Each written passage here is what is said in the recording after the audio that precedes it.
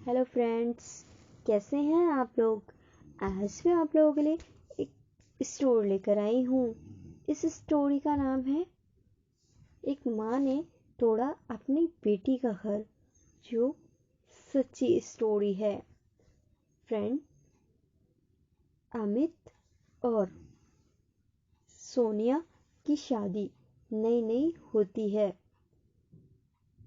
सोनिया अपने घर से ही अपना सेल फोन लेकर आती है, मगर अमित को फिर भी कोई ऐतराज नहीं था, क्योंकि सोनिया पढ़ी लिखी और संस्कारी लड़की थी।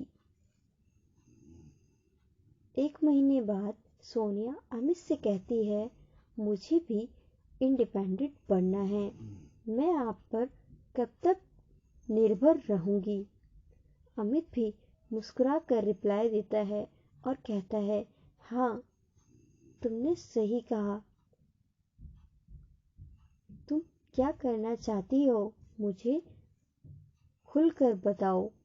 तभी सोनिया अमित से कहती है, मैं अपना एक बुटीक खोलना चाहती हूँ। तभी अमित मुस्कुराकर रिप्लाई देता है, बस इतनी छोटी बात। मैं ये तुम्हारा काम संडे को ही करवाता हूँ। अमित संडे को ही सोनिया का बुटीक खुलवा देता है और सोनिया 10 से 5 अपने बुटीक ब्यूटी पार्लर में जाने लग जाती है। समय बढ़ने के साथ साथ सोनिया भी बदलने लग जाती है। सोनिया जो 10 से 5 जाया करती थी, अब वो 9 से 7 बजे तक रहने लगी थी। पैसे आने के साथ साथ सोनिया का समय भी अब बढ़ने लगा था, क्योंकि कस्टमर अब ज़्यादा आने लगे थे। मगर दोनों के बीच छोटी छोटी बातों पे अनबन होने लगी थी। ये सारी बात वह अपनी मदर को बताती थी। एक दिन सोनिया बहुत ज़्यादा लेट हो जाती है और वह 11 बजे अपने घर आती है और उसका हस्बैंड भूखा ही सो जाता है। जब वह सुबह उठता है और कहता है कि तुम कितने बजे आई, तब सोनिया कहती है, क्या आपको ये भी नहीं पता मैं कितने बजे आई। तब अमित कहता है, मैंने तो कल रात खाना ही नहीं खाया, तो मुझे कैसे पता रहेगा, और मैं हारा थका था, मैं सो गया। सोनिया कहती है, अब तो मैं डेली ही इतने टाइम ही आऊंगी।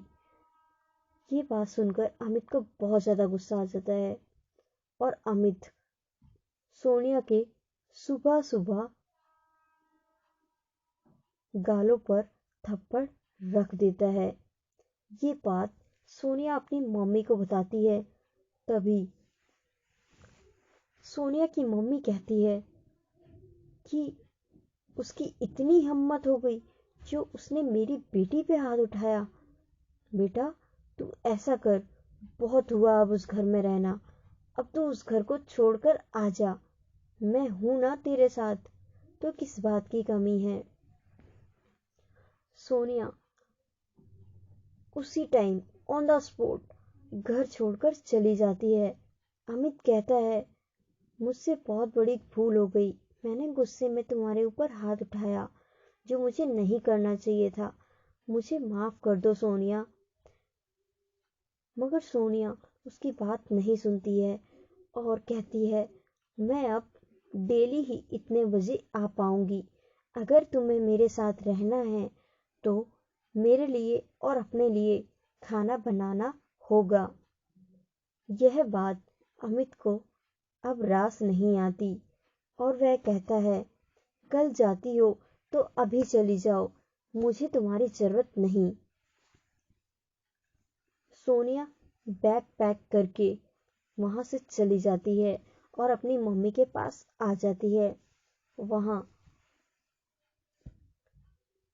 सोनिया का भाई, जिसका नाम विशाल था, वह उसे 2 दिन तो बहुत खुशी से रख लेता है।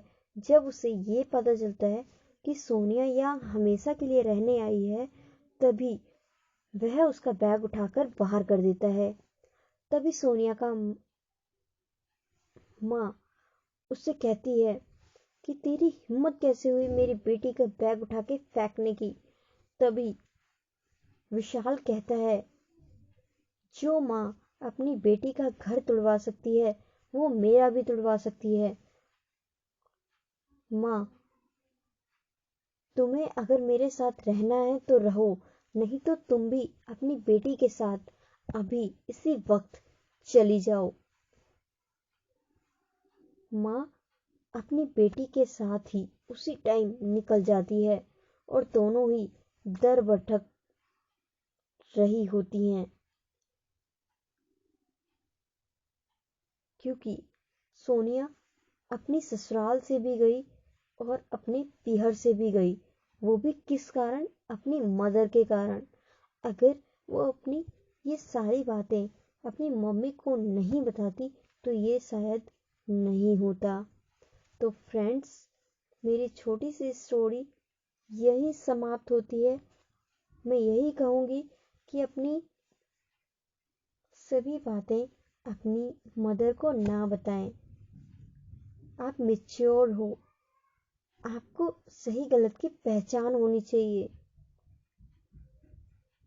तो फ्रेंड्स, मेरी स्टोरी आप लोगों को कैसी लगी? अगर अच्छी लगी हो तो ज़्यादा से ज़्यादा शेयर करना, लाइक करना और मेरे चैनल को सब्सक्राइब करना।